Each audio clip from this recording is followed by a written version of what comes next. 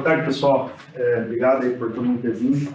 Então, eu vou dizer que tenho que passar para vocês aqui a autorização para gravar a palestra do professor Wojciech Gawelda. That's right? Yeah, right. Então, antes de começar o seminário do professor Gawelda, eu gostaria de lembrá-los que esse evento está sendo gravado, tá? E será posteriormente disponibilizado no IFGW Play. E, nesse caso, então, permanecer aqui na sala, no auditório, você está automaticamente concordando com a divulgação pública da sua imagem. Tá legal, pessoal? E, então, é um prazer convidar o professor Wojciech Gawelda para contar um pouquinho para vocês aí como que dá para usar pulsos ultracurtos de raio-x para estudar materiais. O professor Gawelda, ele fez o doutorado dele em Lausanne, na Suíça, e passou um tempão em Hamburgo, trabalhando, praticamente montando Livres de XFEL. E hoje ele é professor na Universidade Autônoma de Madrid, na Espanha, onde ele vem trabalhando com esses temas, e é um colaborador recente do nosso grupo. É um prazer estar aqui. Please, thanks all yours. Okay, thank you. It's really a pleasure to be here. We're actually attending a conference here on the campus, so I thought this is a great chance to visit your institute, and in particular Lazarus Group, with whom we started a very nice, I think, very fruitful collaboration, and we hope that this is going to continue for the next years. And we met during the pandemic, so I could shake his hand for the first time now, like a few days ago, so I think this was really, really nice. So yes, as he said, right now I work at the chemistry department at Autonoma University, and also at this, Indea Nanoscience is just a research institute. It's a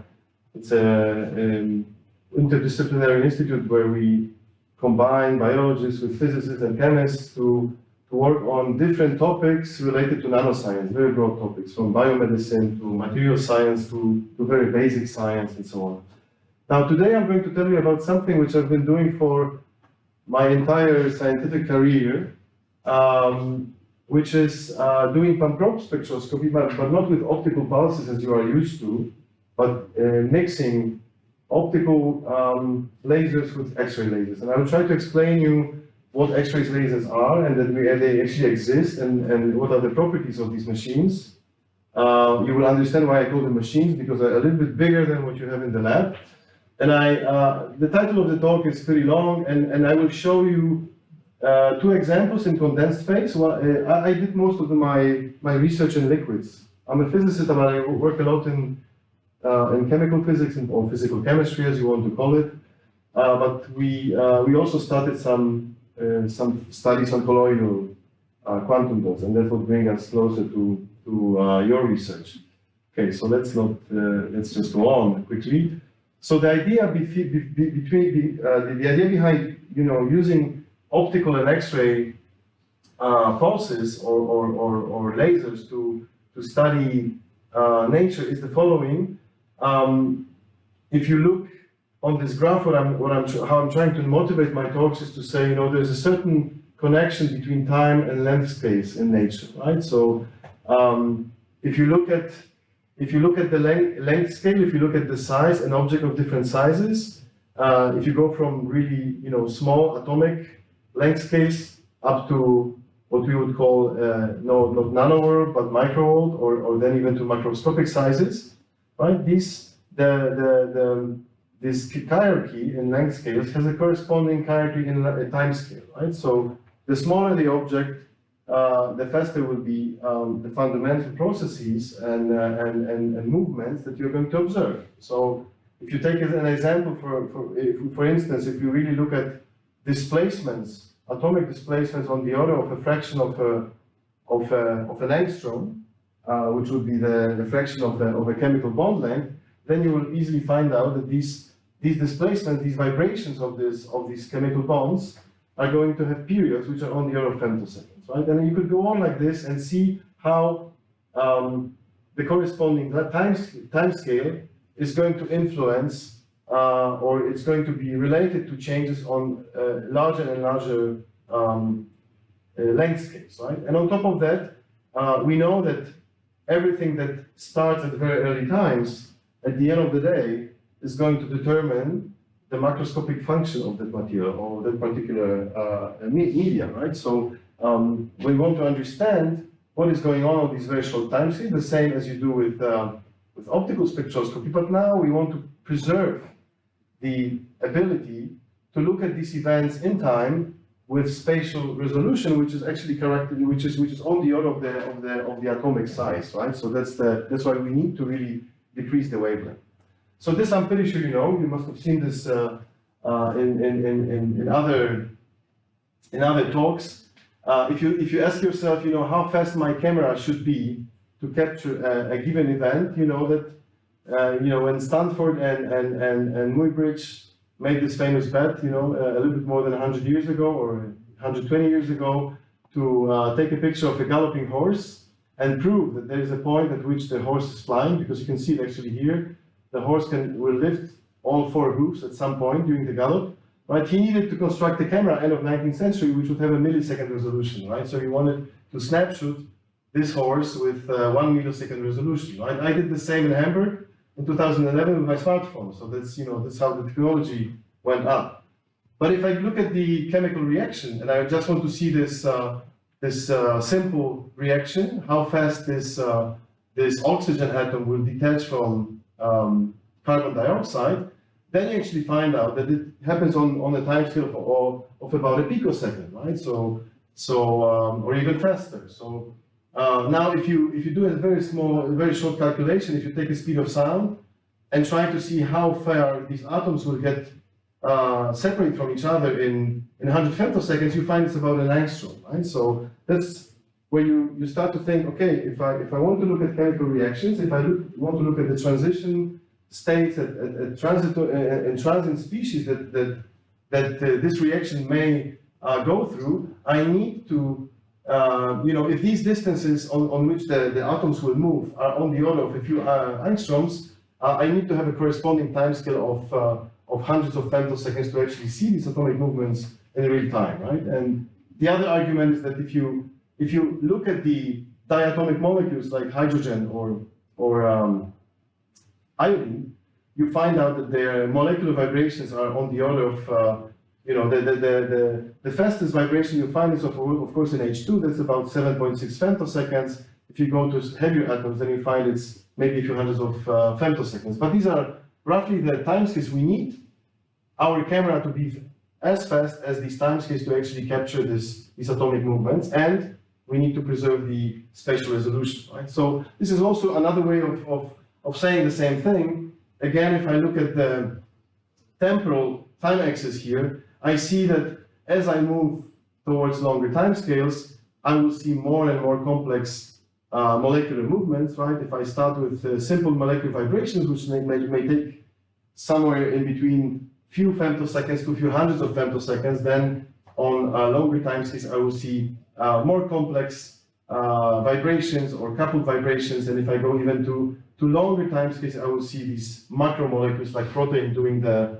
folding movements or more complex molecular reactions, right? So this sets sort of, this defines a plethora of different atomic molecular changes that we are going to observe in time. But the important thing is that as our system undergoes relaxation, right? So we initially excite the system, like in any probe experiment with an optical laser pulse, or maybe with another wavelength, like maybe with an infrared laser pulse.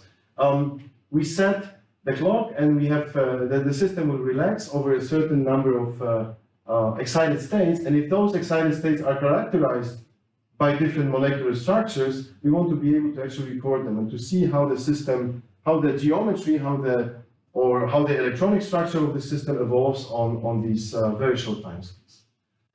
So this is nothing new in a sense that actually Ahmed Zewail got a Nobel Prize for exactly this thing, right? So this is the experiment that Ahmed Zewail did end of 90s last century, which is the simplest reaction you can imagine, sodium iodide, which is excited, right? And you can, and he basically studied this reaction in gas phase, and he could see actually, he could detect both the free fragments and the activated complex, the ionic complex in which you're going to have, the covalent complex in which you're going to see the two ions coming closer and further away from each other, which leads to this very nice coherent wave packet or coherent oscillation that you see in the detected signal of the activated complex, right?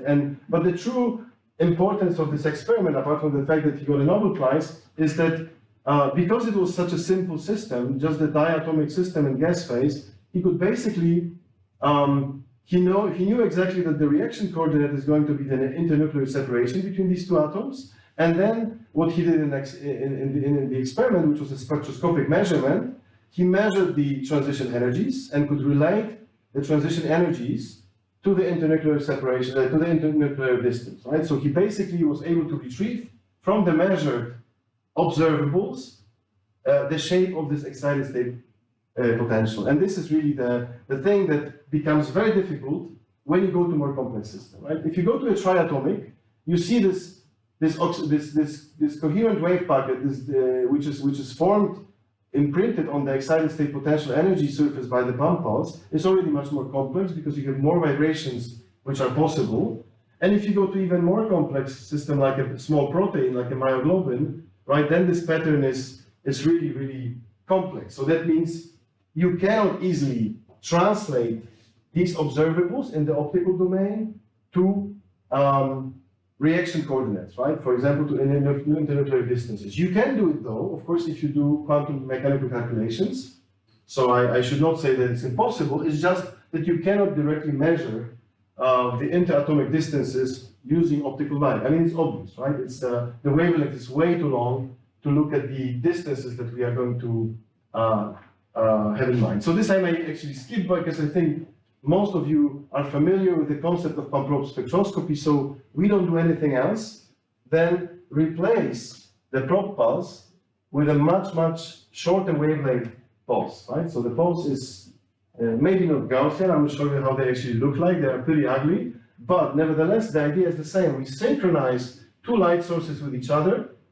In this case, we have to really synchronize two lasers with each other. We don't have a beam splitter to make a replica of the same beam and then have these two pulses. But then we interrogate a given system. If it's a molecule, then we of course interrogate it such that we look at the we bring population to the first excited state, and then we interrogate the population which is in the first excited state by inducing, for example, excited state absorption with a probe pulse, and this way we can learn about the excited state landscape, potential energy landscape of the system. But as a rule of thumb, you can say as soon as the molecular structure becomes more and more complex, it is really inherently difficult to retrieve the molecular structure.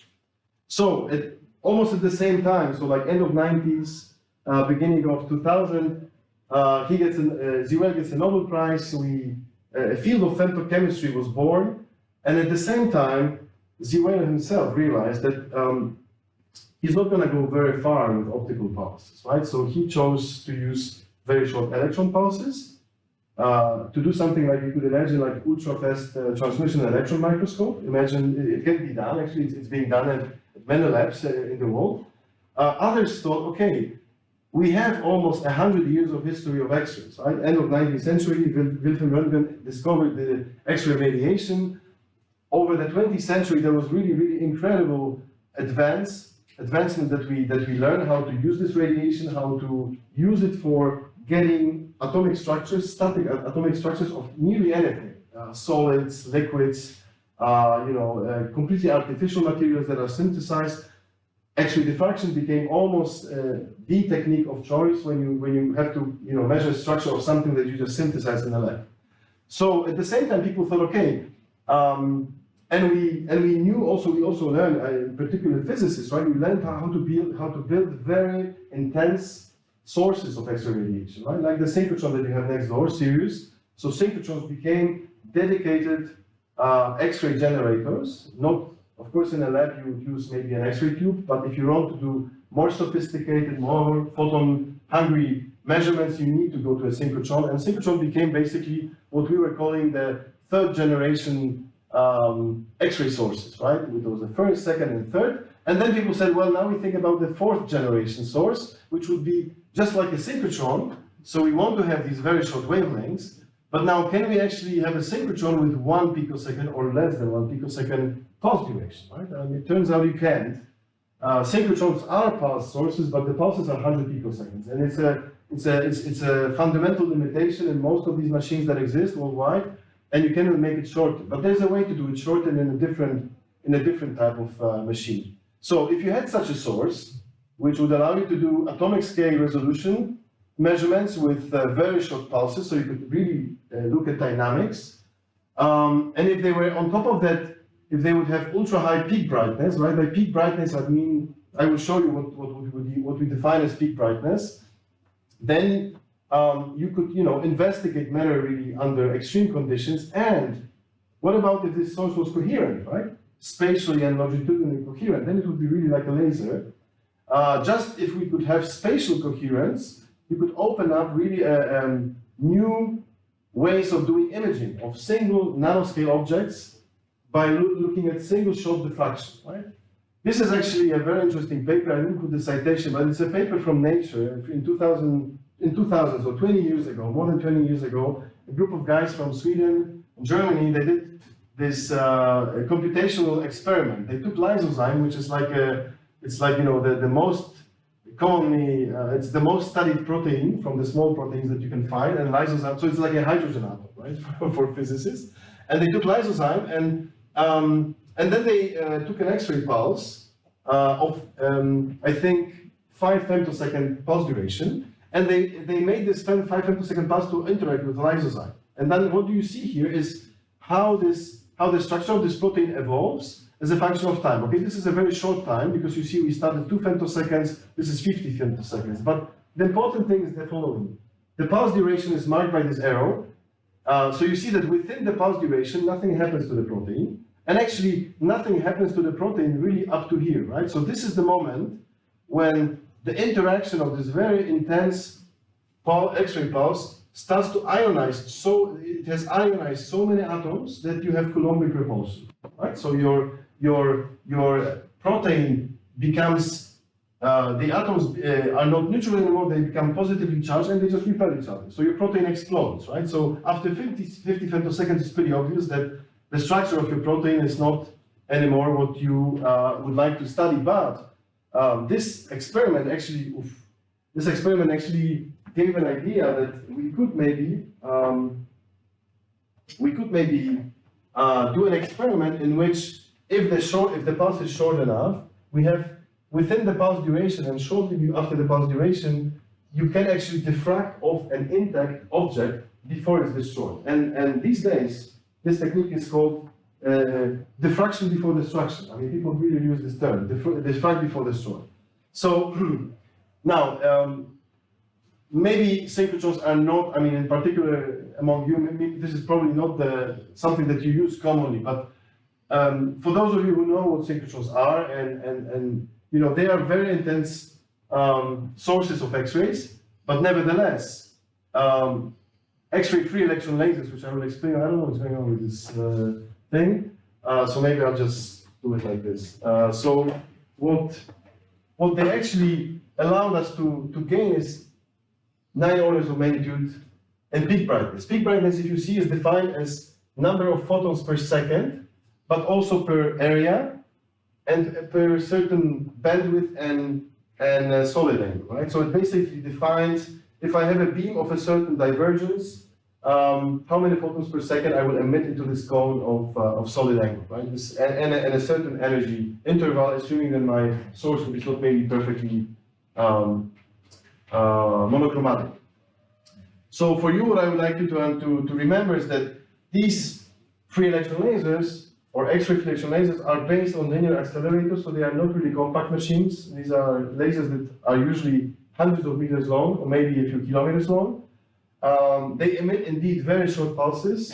100 femtoseconds is routinely achieved, you can go down to single femtoseconds or even below that. You can even get attosecond pulses, and they are fully spatially coherent. That means they are not fully coherent.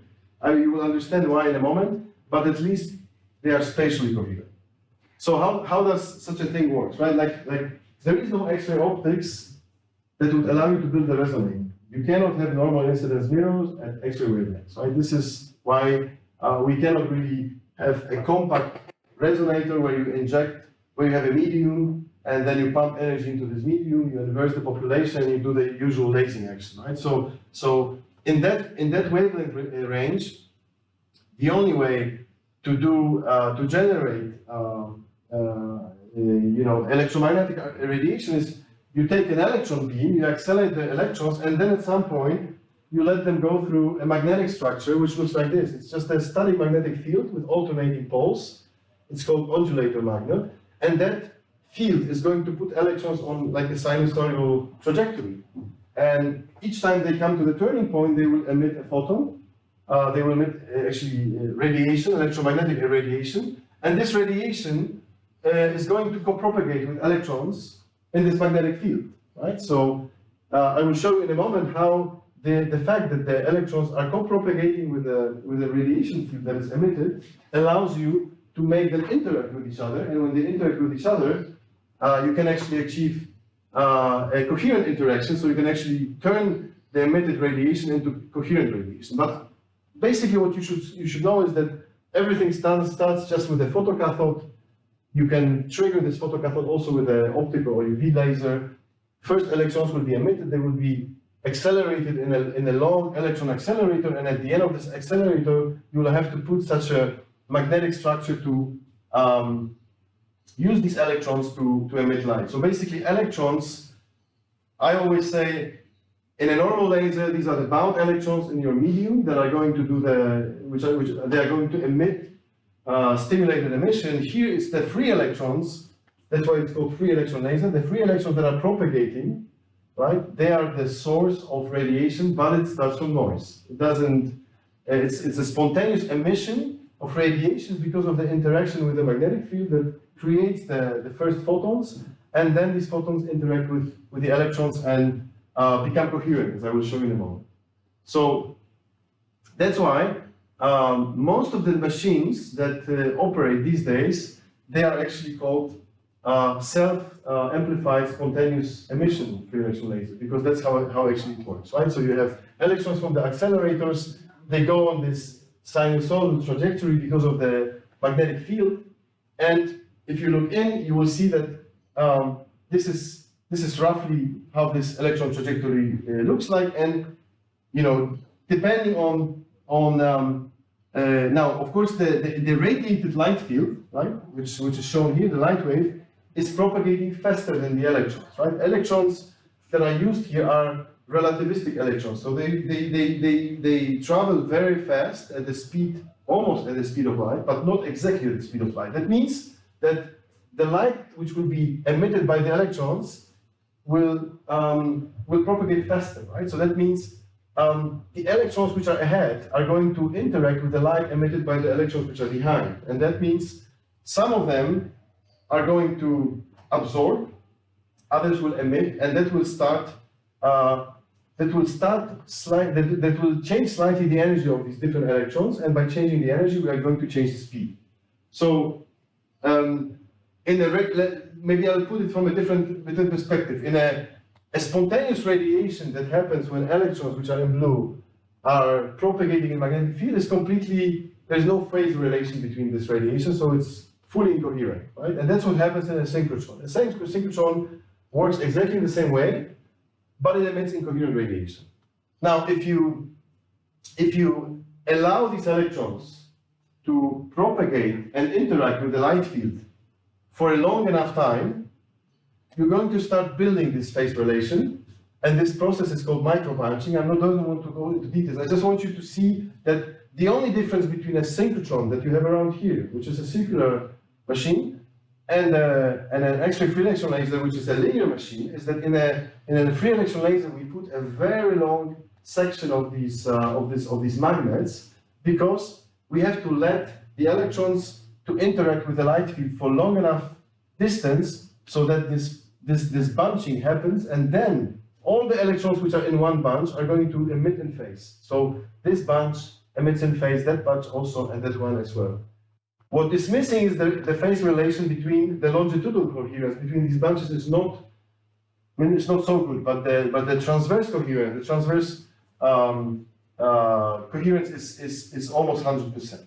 So what you see here, for example, is that if you look at the gain curve of a normal laser, you know that it's exponential, right? If you do the log plot of the radiated power, right, you would see an exponential increase of your power as a function on your gain curve. So with free electron laser, you can also easily measure that as you increase the distance over which the electrons and the radiated field propagate in the presence of the magnetic field, you see exactly the same exponential increase of the radiated power. So that's why it is sort of like a laser action that starts from spontaneous emission and turns into coherent emission at some certain distance. So maybe I skip this, but this is a very good review which shows a little bit or describes more in detail how this micro bunching happens. But I think this is more like accelerator physics. I don't want to spend too much time on this. I just wanted to show you this because this is relevant for the experiments, right? Like the temporal X-ray, the temporal beam properties are actually pretty ugly because now you have these spikes both in time and spectral domain, which are because of the fact that we are not longitudinally coherent, right? We have spatial coherence, so your pulse duration, when I say it's 100 femtoseconds, is, if you would imagine that there is a Gaussian envelope somewhere here, that full width half maximum will be 100 femtoseconds. But the individual spikes that you see there are actually much, much shorter. So there is now a lot of interest in turning this ugly spectrum into a single mode operation where we would have really a transfer limited pulse. This has already been achieved. So these lasers become more and more similar to lasers in the optical range. This is, for example, how the spectrum looks like. You see the fluctuations are really horrible because if you now imagine that this is my incoming spectrum, right? I don't know, this is in pixels, but imagine that the bandwidth is maybe, I don't know, 20 electronvolts. Now you see that the only way to use this radiation to do experiments is that you record every single shot, and every single spectrum has to be recorded because you need to, every shot is a different experiment, right? A little bit, because your centroid may be somewhere, not oscillating that much, but you certainly have to take into account that your incident spectrum and your incident pulse width will be slightly different every time, and because of that, the diagnostics is actually very crucial. But this is also not something I can talk to. This is maybe not so relevant, but it can get a little bit better if you monochromatize this, right? So in X-ray domain, we also use monochromators. They are slightly different. We don't have gratings like we have in the optical labs because it's difficult to have a grating with for X-rays. But we use Bragg law, and we use 2 silicon single crystals just to use Bragg law and monochromatize the beam by only allowing a certain bandwidth to be reflected at the Bragg law condition to the silicon crystals, and this is how you can monochromatize a beam like this into a much narrower bandwidth, but you see the fluctuations are still there, right? So if you monochromatize the beam, you can get rid of the spectral fluctuations, but you still have to have a very good I0 detector and always correct for the intensity fluctuations. So this is maybe more graphical, more interesting than the text behind.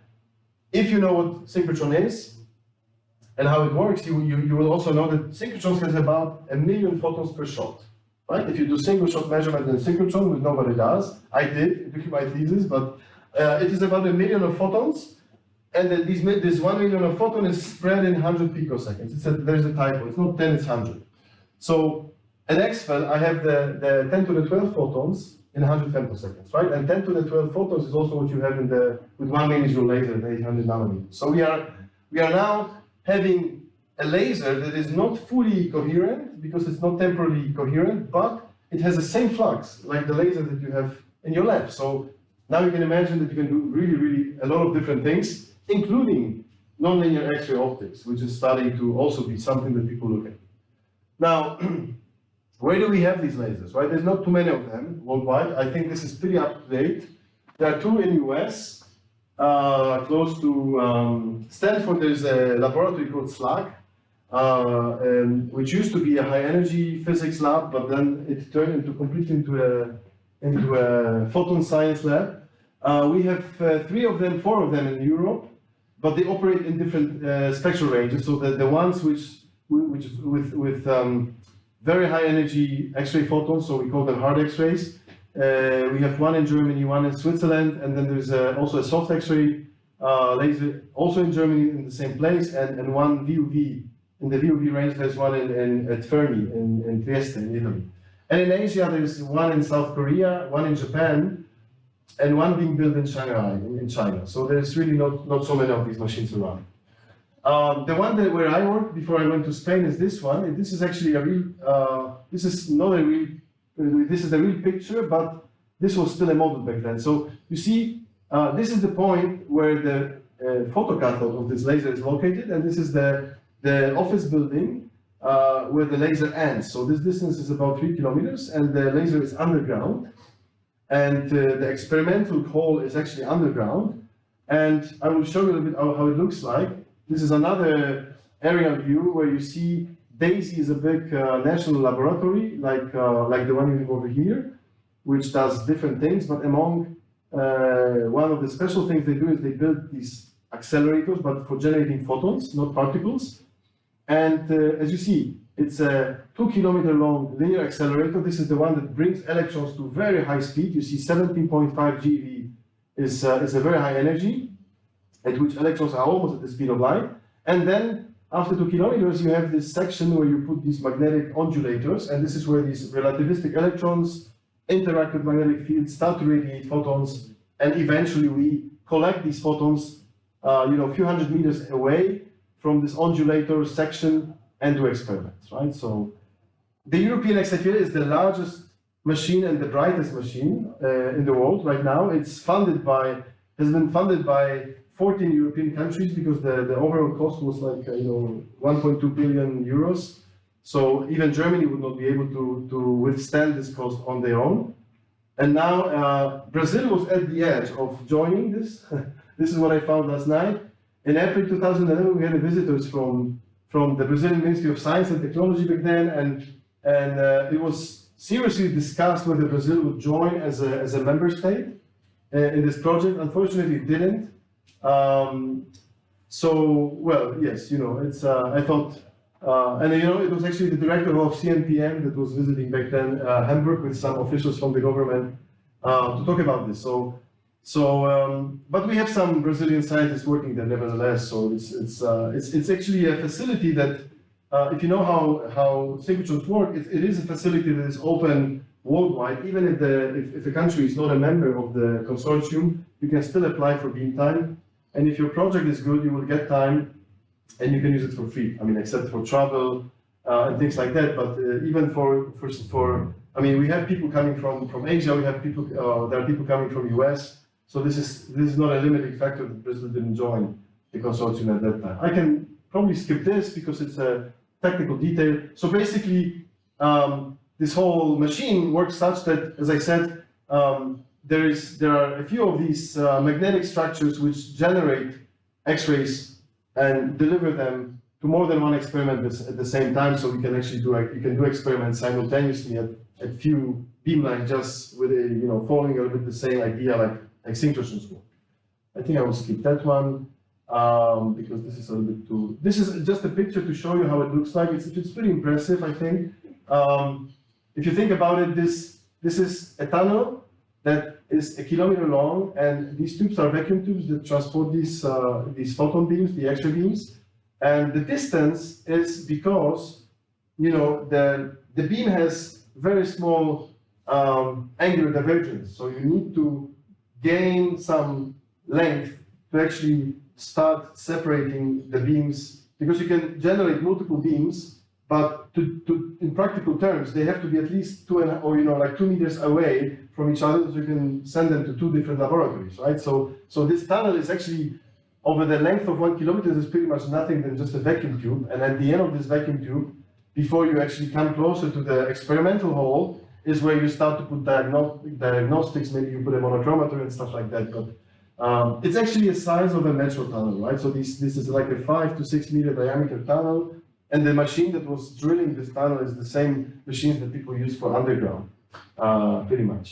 So just to show you a nice video of the beamline that I built. So let me see if it works. If I can get it over here. Let me see if it works. Oh. No. No.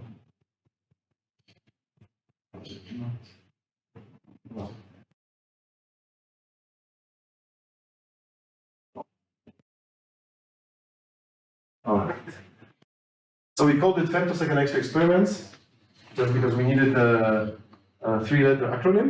So this is what you saw before was the experimental hole, and you know it's a science of a slightly different size than what you see in the lab, but you know what you see on this table is basically stuff that we built for you know diagnostics, spectral temporal diagnostics, and focusing optics, right? Which is also a little bit more bigger than what you use in normal lab. So, but as you saw, maybe you saw before this, it's just a pump probe experiment in which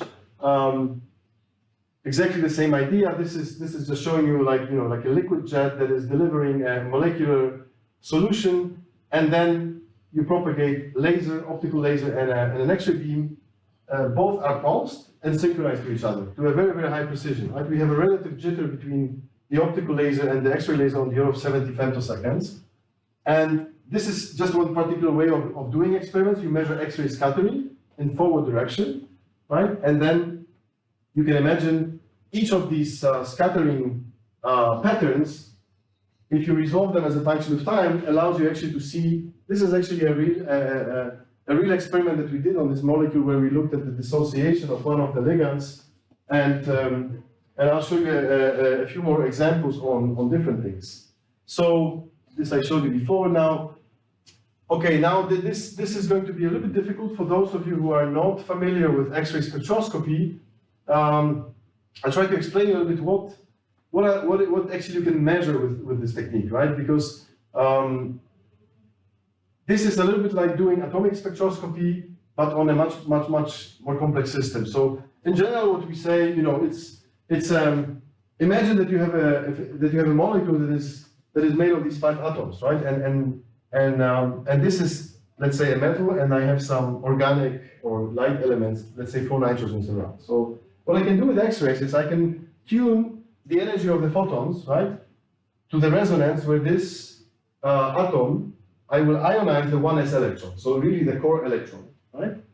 And this energy is going to be about 7,000 eV, right? This is ion X-ray absorption spectrum, so let's stick to this example. So if I send a photon at 7,100 eV, it's out of resonance, so nothing happens. But at some point, I will start to see, you know, an increase of absorption because I'm in a resonance with 1s binding energy of the electron. Right? If I exceed the binding energy of the electron, I will ionize. So my 1s electron, at some point, can make a transition to a bound state, which is empty.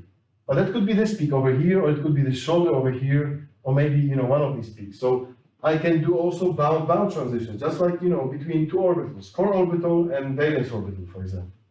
But let's see, I increase the energy even further. I go to 7,200 eV. I have more energy than I need to ionize the 1s electron. So now it propagates. It actually gets to the continuum. And in a very simple picture, you can think of a spherical wave. You know, like when you drop a stone into a pond, you will see a spherical wave that propagates.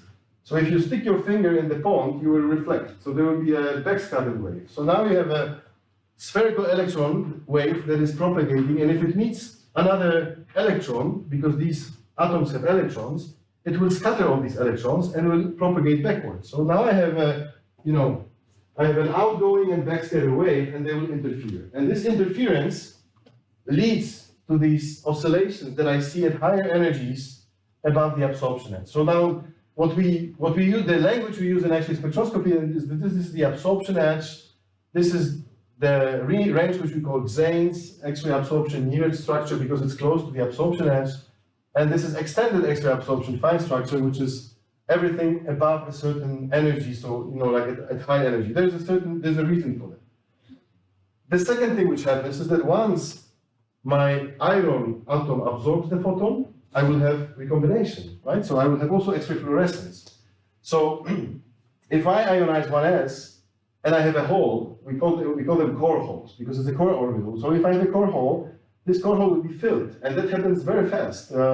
The core hole lifetime is on the order of 1 or 2 femtoseconds for iron, and the nearest core level to a core, to 1s, is 2p. So 2p to 1s transition is going to be the transition, the recombination to emit this photon. Of course, this photon has less energy than that one, because this is smaller than the binding energy of 1s. But I will have X-ray fluorescence. And X-ray fluorescence, or X-ray emission spectroscopy, is using this X-ray fluorescence to resolve the different recombination channels, because there will be a different probability for having this recombination channel than this one, right? This one is higher in energy, so there's less probability that this electron falls over here. This one has the highest probability, this one has a lower probability, and all the others have even lower probabilities, but they are measurable.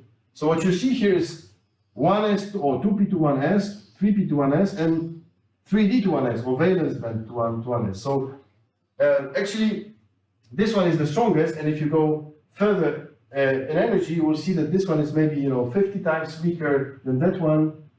This one is 100 times weaker, or 200 times weaker than that one, but they are still measurable, and they give us a lot of information about the occupied density of states. So because this electron has for example, the 2p electron or the 3p electron has a non-zero overlap. I mean, their wave functions also overlap with the wave functions of the valence electrons, which are making the chemical bonds. So this electron, because of the exchange energy, it knows about the electrons which are higher in energy. So it is extremely sensitive, for example, to the occupation of the valence, right? So I can get information about the valence electrons, about the spin of the valence electrons, and so on. I have the feeling I'm taking a lot of time, but I try to explain it as best as I can. Now, I have a few examples from literature, because I thought, okay, I don't want to show you only my research. There's a lot of stuff being done by others.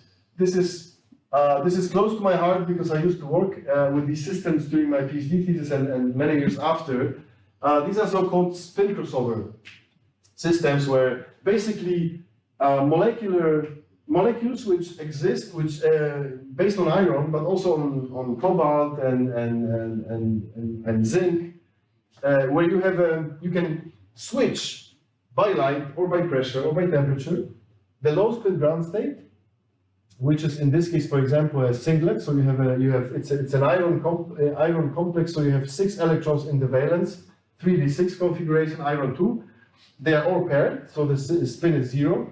And with an external stimulus, you can basically flip it to a high spin state, where you have 4 unpaired electrons. So you flip the spin from 0 to 2, right? And what happens is that this high spin state, these 2 orbitals are antibonding, and that means if you put an electron on an antibonding orbital, they repel. So your iron-nitrogen distance gets longer by 10%.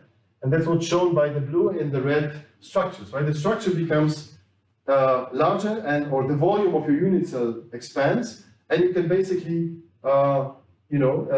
play around and flip the spin from high to low spin and go from low spin to high spin.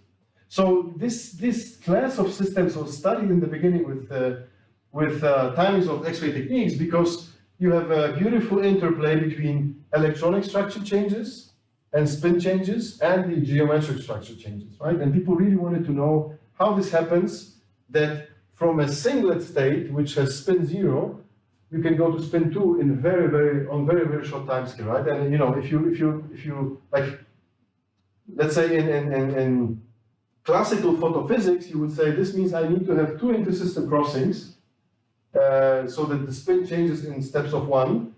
And that happens in many of these systems on the order of 100 to 200 femtoseconds. So how can you do 2 intersystem crossing in 200 femtoseconds? So this is data which was taken by people from University of Rennes in France, by Eric Collet. And it basically what they did, they measured X-ray structure, they measured iron X-ray absorption spectra as a function of time, and could deduce from this interference pattern, right? Because your structure expands, they could deduce the local geometrical structure around iron as a function of time, and found that indeed they could basically see this expansion of these bonds in real time, right? Maybe to put it like this. And they came up with, and what it allowed them is that, now I'm coming back to this very beginning of my talk when I talk about the reaction coordinate in sodium iodide of Z-wave. In this particular system, they knew that the reaction coordinate is iron-nitrogen distance. So now, even the molecule is much bigger than sodium iodide, but since they can measure the structure, atomic structure, as a function of time, they could basically come up with the excited state potential surfaces which are involved in this process, right? So before you actually reach the high spin state, they found there's an intermediate spin state which has a spin of 1, right? So indeed you do spin 0, spin 1, spin 2, right? So you do 2 intersystem crossings, and because these potentials are pretty much aligned like a roller coaster, the population can actually slide down to the high spin state on a very, very fast time scale, right? So it does 2 intersystem crossing steps, but in a very short time. So they could come up with a very nice model which basically places these potentials at certain distances and at certain bond lengths between iron and nitrogen. This is another study which was also quite related to a very similar class of systems, right? But this one was in liquid. The other one was a molecular crystal. And here what was done is that instead of measuring X-ray absorption spectroscopy, what we did is we measured X-ray emission spectroscopy, because X-ray absorption spectroscopy is not necessarily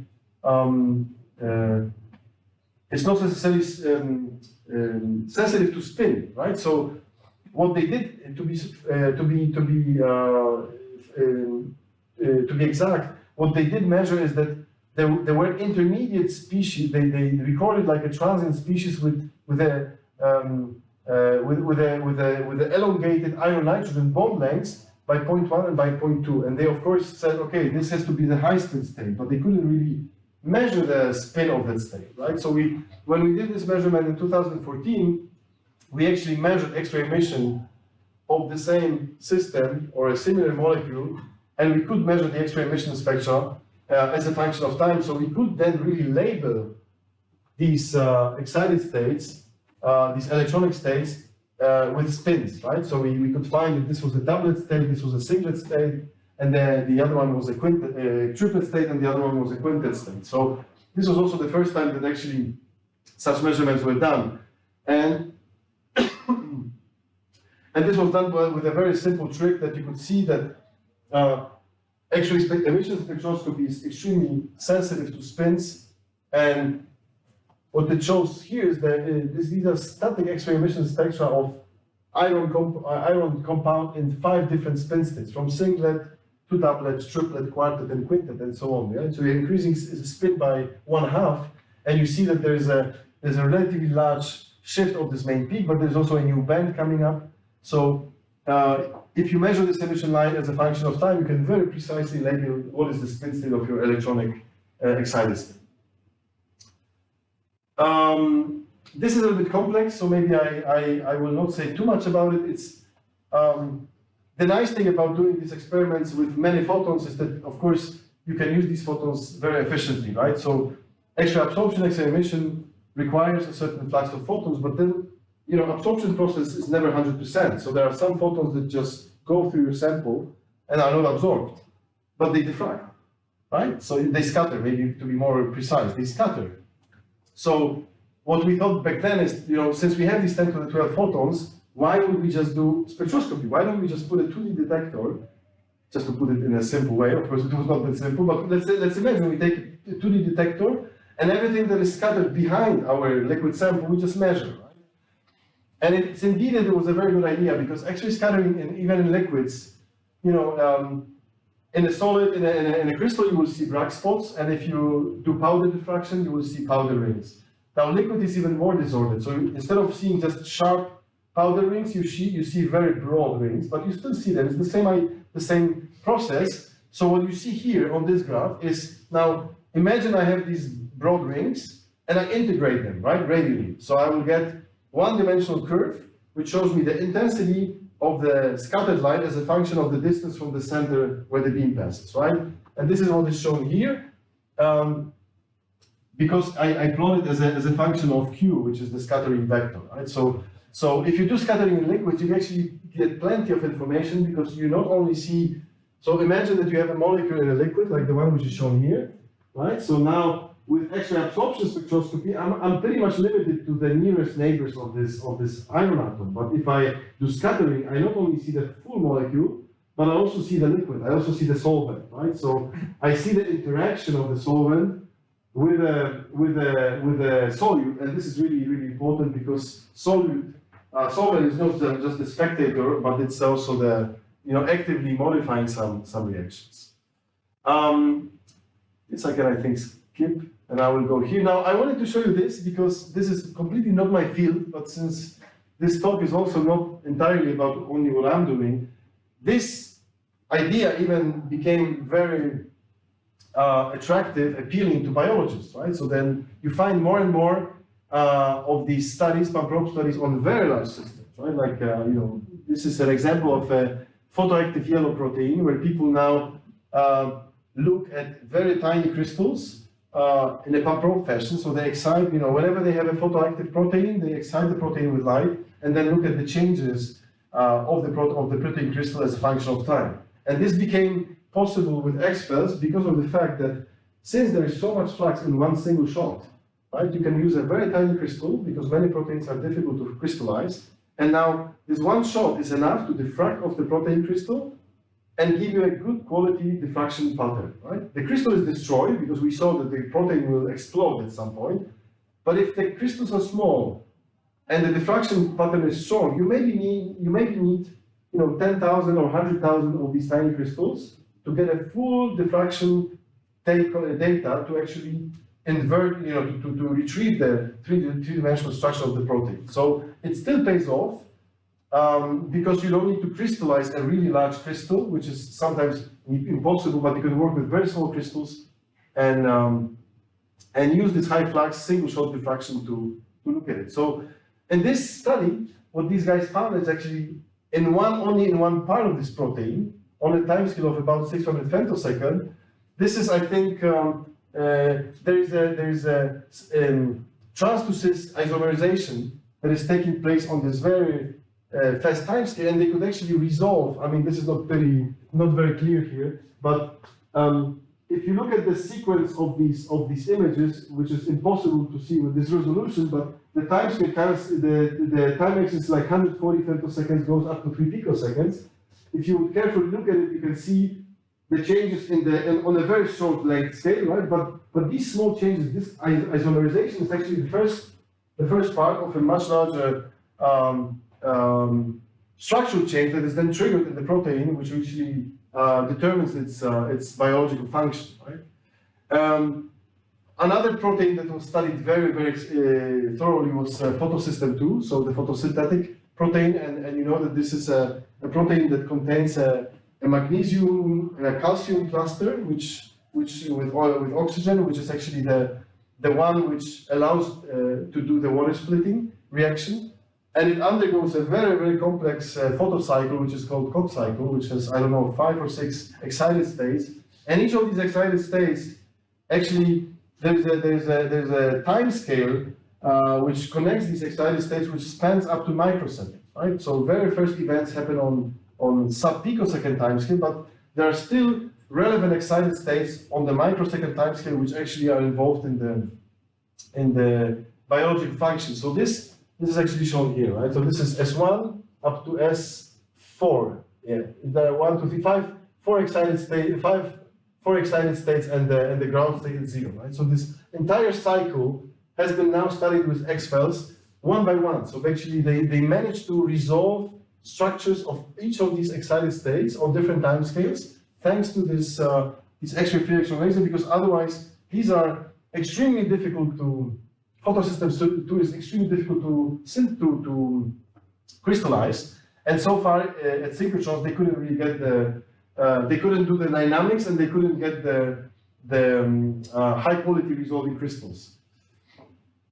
So this is actually another example where you see you can study in complex biological cycles practically each of these intermediate states on very, very different time scales. You see this is bacterial rhodopsin protein, where there are relevant time scales or relevant structural changes start to happen on 200 femtosecond time scale, but they go on up to 5 milliseconds, right? So you really and each of these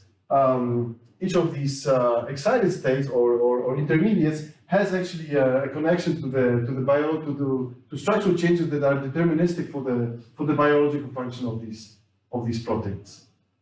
This I might skip because we are running out of time. One particular class of systems where I also been working pretty much is we're looking at molecular diets, so systems where you can maybe I'll show you just an example.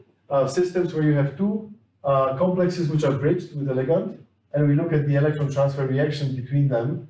You can imagine this is a prototype of something that could act as a photocatalyst. So I have an antenna which has an iron complex which matches well the solar spectrum, and then I can use sunlight to produce electrons here and transfer them to the cobalt center, and cobalt then, for example, does a water splitting reaction, right? So they catalyze some reaction. Of course, I will have the same problem of competition between the forward and backward electron transfer. So sort of like it has to be designed such that the recombination rate is lower than the forward electron transfer rate, and so on. So we studied this system also in X-ray Free Electron Lasers because I can show you maybe we did some, yeah. So the idea was that if I have a molecule where like this, right? I have this molecule and this is the absorption spectrum. So let's say if I excite it at 500 nanometers, I'm going to induce an electron transfer from the iron to the ligand, right? And then this electron can further be transferred to cobalt. But how do I know really where the electron comes from, right? So I can look at the spectral evolution of these bands, and maybe I can see that there is some transient absorption band that corresponds to a reduced cobalt, but in fact there's none. So you cannot actually look at the cobalt in optical domain because it doesn't have any characteristic absorption band. With X-rays, what I can do is I can measure X-ray emission signal of iron and cobalt and see if this one loses an electron and this one gains an electron, right? And that's what actually we did. We did an experiment where we designed the spectrometer such that we could see on the same detector cobalt and iron emission at the same time, and that's why we could record as a function of time actually the changes at the iron emission spectrum and cobalt emission spectrum simultaneously. So basically without any ambiguity in the time zero, right? So we could correlate the changes at both emission lines as a function of time after photoexciting only the iron part, right? So this actually allowed us to there's a quite complex model. So these are just kinetics at iron and cobalt emission lines. I don't want to go into details because it's what you see basically here are always just like we do in optical spectroscopy, different spectra, right? So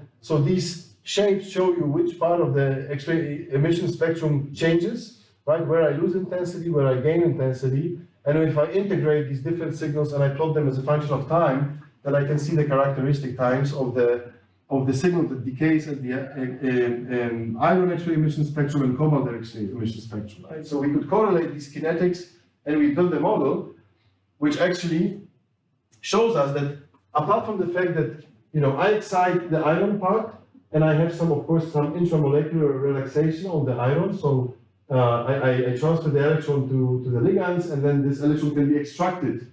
I can be further transferred to cobalt. This is what I'm really after this metal-to-metal charge transfer state, because that's the one where electron density is shifted from iron to cobalt. But of course, iron, part of this population is not going, or part of this excitation is going to stay on iron, and it will just relax to the ground state. So this is what this model took here into account, that we can actually understand the intramolecular dynamics on iron and the intermolecular dynamics between iron and cobalt.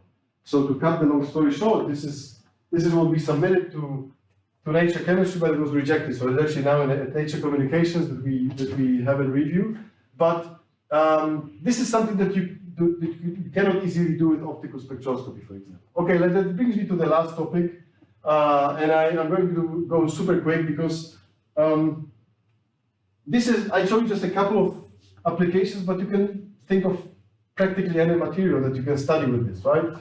And this type of quantum dots was extremely interesting for us because it's an alloy and it contains copper, and copper is I like this metal very much, and we know how to do good, X-ray spectroscopy, emission and absorption on copper, and it's a colloidal, quantum dot. So it's something which is not a molecule, definitely not a molecule, but it's also not definitely just a bulk solid. So it's this intermediate thing between a solid and a molecule. I found it really fascinating, and we are just starting to do this research in my group. So I'm happy that the first collaboration we have is actually with people from here. So during the pandemic, when we started to work on this stuff,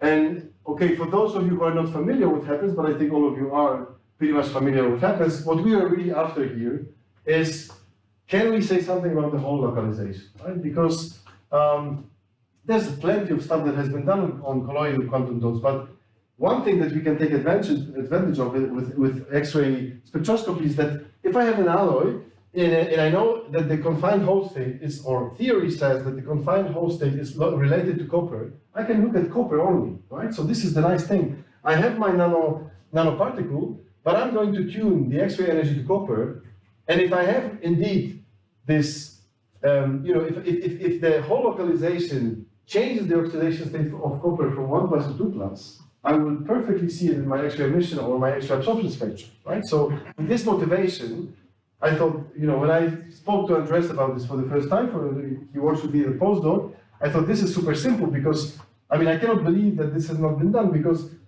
in molecular systems, copper 1 and copper 2 redox pair is very well exploited, and we understand copper 1 and copper 2 X-ray absorption and emission spectra pretty well. So I thought, well, why don't we try? And then he said, we can also get systems with zinc, which is doped with zinc. This is fantastic. Zinc is very close to copper, so you can do spectroscopy on zinc and on copper, no problem, right? Sulfur and indium are a bit more tricky, but we also did that, but not with time resolution for the moment. So the idea was that if we do femtosecond-resolved X-ray absorption spectroscopy, right? One thing that happens is that if you ionize, so if you take a neutral copper, you will see an absorption edge. If you now take a oxide with copper 1, you will see that this edge, absorption edge, will shift. It will be blue shifted a little bit. Because what you did is you removed one electron from the copper, and that changes the screening of the 1s electron, because you have less electrons in the valence. So now I have to pay a little bit more energy to the binding energy is that you could say changes a little bit, because I have to pay a little more energy to ionize 1s electron and send it to the continuum, right? If I do copper 2+, my spectrum will shift even further, because 1 electron less screening the core hole. So it's not, I didn't invent it, it's very well known that this oxidation state shift, sometimes it's called chemical shift or oxidation state shift, is linear. The absorption edge shifts linearly if you reduce or oxidize a given ion. So I thought we should see it. So this is actually real data. I know it's pretty noisy, but what it shows you is a copper X-ray absorption spectrum, and the blue curve shows you spectral changes at a delay of 3 picoseconds at different parts of the spectrum. So basically, this allows you to understand which part of the spectrum gains intensity, or if we see a shift of the spectrum. So this is basically like a transient, like a differential spectrum, right? So one thing that I can do is I can compare the spectra with laser on and laser off, but I can also stop my monochromator energy here or here and scan time, right? So I can also do time scan where I see how these changes evolve as a function of time. So I'm almost there.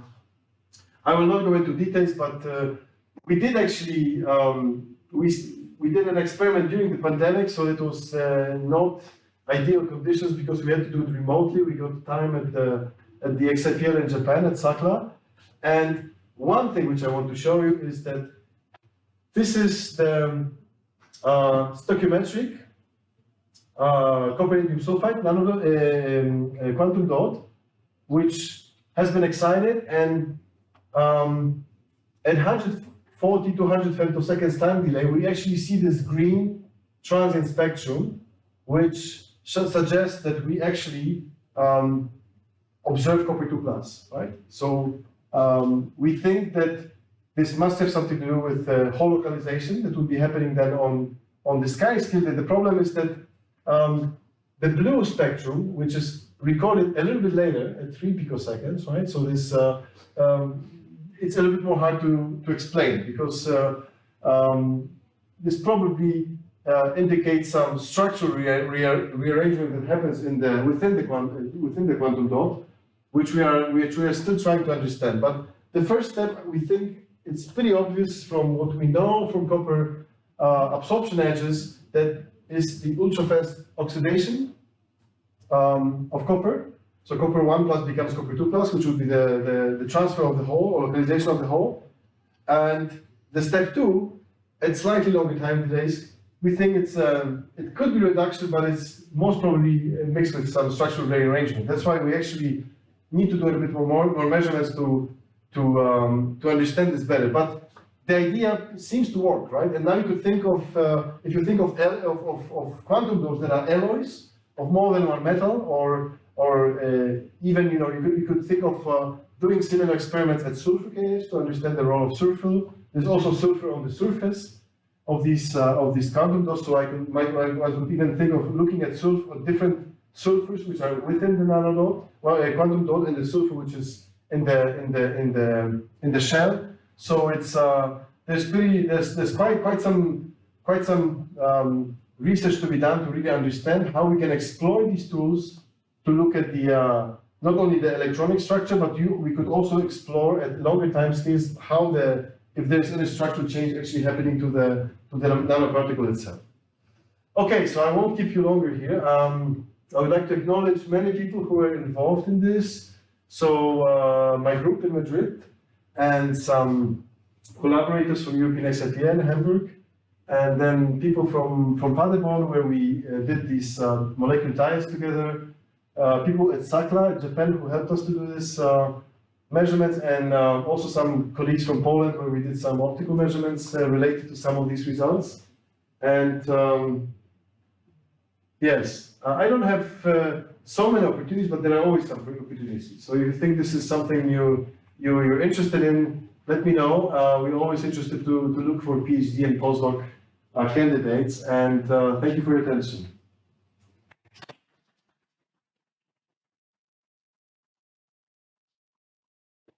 Thank you, Wojciech. Questions, please? Thank you for this very interesting talk. I would like to know a little bit more about that temporal structure of the X-ray pulse. Even though they look like a train of attosecond pulse. Yes. So the visual spikes can be as short as fractions of a femtosecond. So the envelope is what we try to define, which defines the pulse duration, right? But so it's a consequence of the fact that when you have this microbunching of electrons, the microbunches along the propagation, so in the longitudinal direction, let's say, are not in phase, right? And one way to do it is, which also comes from, okay, if you could, because the SASE process, spontaneous amplified emission, it starts from noise, right? If you could prepare, or let's say not prepare, but if you could tailor the light field that that is interacting with electrons a little bit better, you could avoid it, right? So at Fermi, in VUV range, what people did is they used UV lasers with very well-defined bandwidth, and then they let only this bandwidth, so the light field with well-defined bandwidth to interact with electrons, and they call it seeded X-ray Free Electron Lasers. So you just use a seed, so you use an external field, right? And then your pulse is transport limited. You know, the bandwidth is exactly the pulse duration, it's just a single mode or a few modes. And now with hard X-ray radiation, it's a little bit more tricky because it's not easy to seed it. So there's a technique which is called self-seeding. It's a little bit complicated, I don't want to, but there's a way to improve it by using a very thin diamond crystal, and then the diamond acts as a filter. You basically, what you want to do is you want to produce some spontaneous emission, and then you separate light and an electron. So the photons are already emitted, so you have X-rays there, but you let these X-rays go through a thin diamond, which acts like a narrow bandwidth filter. So you only pass through, you know, it's like an interference filter. So you have only a certain bandwidth, and that bandwidth meets with electrons again, and now you only amplify this narrow bandwidth. And that again produces a very nice Gaussian pulse, you know, free transfer limited. So it's a consequence of the spontaneous nature of this process, right? It's inevitable. So you have to think of some tricks to actually improve it, and that has been done already. So in principle, it's possible to use like a single attosecond pulse from Hammond generation to seed.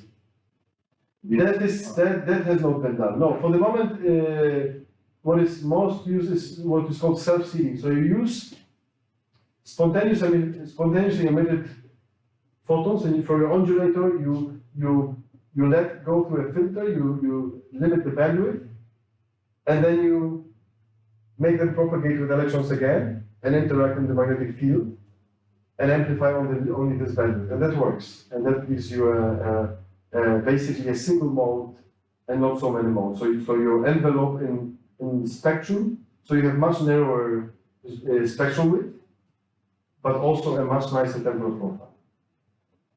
The problem is that this bandwidth that you select defines the wavelength of the radiation. So for diffraction studies where you use just one wavelength, it's perfect. But when you do spectroscopy, then you would have to think, okay, then I have to rotate this diamond crystal all the time, so I shift and that's the limiting part, right? Because it's not easy to, well, it's easy to rotate it, but if something is 300 meters away and you need to have it, you know, to micron or sub-micron precision, then things become tricky. But like the concept is there and it works, right? So now one has to find a good enough technology so that it can be really scannable, and then you could scan this narrow bandwidth in a range to do spectroscopy, right? I think this would be solved, right?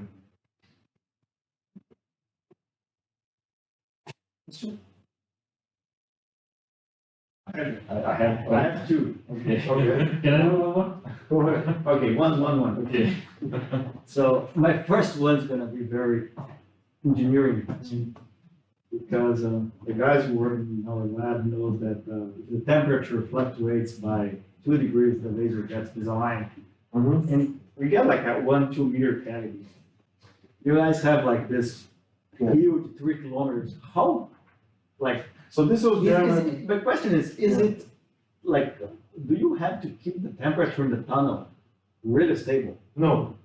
Is Well, it it is- insensitive? Or So that, you know, how bad is it? right, so the temperature in the tunnel is pretty bad because it's most of the time it's empty, right? And those places where the temperature has to be stable, then you build a little hutch, and then you put air conditioning in there. So like, you know, ondulators are in stable temperature, and then when you start putting some monochrome, then you maybe try to also isolate it and so on. Now, the thing with the laser is this is indeed quite impressive because, you know, this long machine starts with an oscillator, which is one of these high precision Swiss oscillators, which seeds a laser that is hitting the photograph, right? But this oscillator back there is the one that defines the clock. right? All the timing signals are a reference to this oscillator. And it's 3 kilometers away from the experiment. So that signal from that oscillator is propagated over a 3 kilometer long, thermally isolated fiber, optical fiber, right? So the fiber is really thermally isolated. So, and then in the tunnel, I mean, the experimental hall, you actually receive this optical signal, and you use this optical signal to seed or synchronize the oscillator of the amplified system that is now used as a pump laser, right? And that synchronization, and all the transfer lines are done by optical fibers with thermal isolation to actually, make sure that you don't need such a high temperature stability. Once you are in the hatch, then, once you are in the laser hatch, it's actually smaller than your lab, right? So then you have just standard air conditioning, right? But because if you would transfer all these signals by cables, you would have big problems. But because you can, so that would allow them to get such a high, but they have a long experience with this. At this institute, they did a lot of timing signals based on optical signals, and that's quite impressive, I must say. So, another question about the temporal structure. I didn't understand why it's important to have the top flat UV poles. The deep UV poles for the generation of the electron bond. The flat top poles. Why is it important?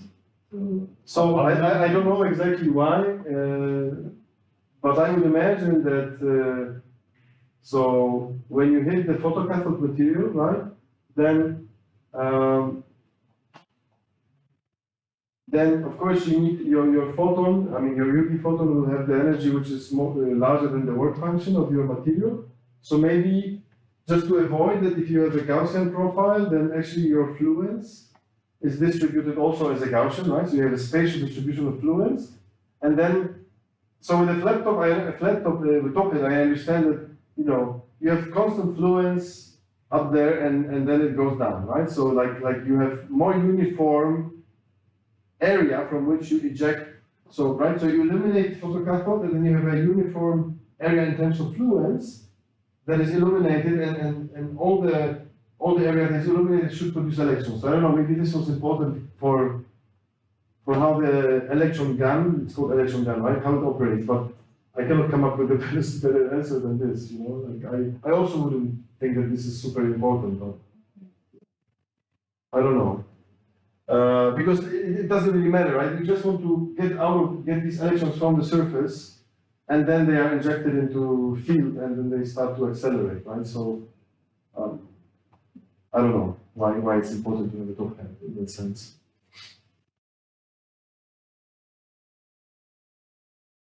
No questions? Yeah. Another I question? have another question. First, thanks for the very nice talk. In this schematic video that you showed, I get the impression that every scattering pattern, Yes. You could record every scattering pattern for every pulse. Yes. It's really like that? Yes. So I can get some dynamics in the material regarding that. Another question. Actually, it's even better than that. So these machines are the idea that is driving this development is what people call single particle imaging. Like you want to do single quantum dot spectroscopy. Well, what we want to do is single particle imaging or single particle diffraction so that in an ideal world you would never grow a crystal. Why would you grow a crystal, right? Just take one single molecule or one single dot and do spectroscopy diffraction on that one object. Like crystal is nothing else than just a 3D arrangement of the same thing, right, which repeats, and that's why it amplifies the signal. So it's easy to measure, right? Because the scattering power goes with the n squared. So if I have one thing, then one guy scatters as one, and 10,000 guys scatter as n squared times stronger. So that's the idea of protein crystallography, which was driving the field, right? first of all, it's difficult to crystallize proteins. The second thing is that 95 of proteins that are important cannot be crystallized because they are membrane proteins and with a lot of lipids, or they perform a function in a native environment which is aqueous, or it's at least liquid, right? So, you know what I mean? So in principle, yes, the detectors that are used and all the diagnostics is designed such that you should be able to record the full image, the full diffraction pattern for every single shot, not every gene, but just recording the individual ones. Because if you do diffraction in a liquid, for example, you can have spontaneous rotation. So each diffraction pattern corresponds to a slightly different angle.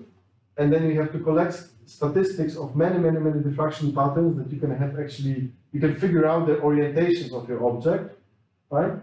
And if you know these orientations, then you can reconstruct from 2D images a 3-dimensional model of your object, right? That's the phase inversion that you have 2 layers, right? And because this phase information normally is lost, it's sometimes difficult to retrieve this structure, right?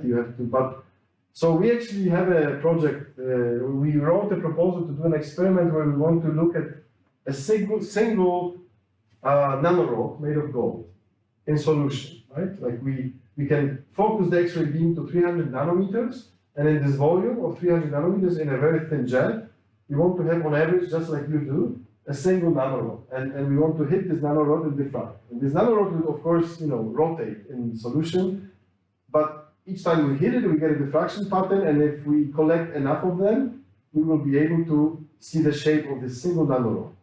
And then we are going to shine a laser on it, and the nanorod will, collapse into a sphere. So we want to see this change of the shape of this single nano object as a function of time and an external laser power, right? How it changes the shape. And so it is kind of like that you can measure every single shot, spectrum or diffraction pattern can be recorded. Yeah. So the lensless imaging techniques that we have in synchronous are also possible in. Sure, exactly. This nanocrystallography, or what is it called, serial femtosecond crystallography, is lensless, is coherent diffractive imaging basically, right? You use coherent X-rays because they are coherent, and you don't need any special thing. You just focus your beam on an object and you look at exactly. That's exactly the same thing. Okay. The difference is that your pulse here is much shorter, so you can put much more flux on an object, and you will destroy the object, but before you destroy it, it diffracts, right? So you can record this unchanged structure before it's before it's destroyed.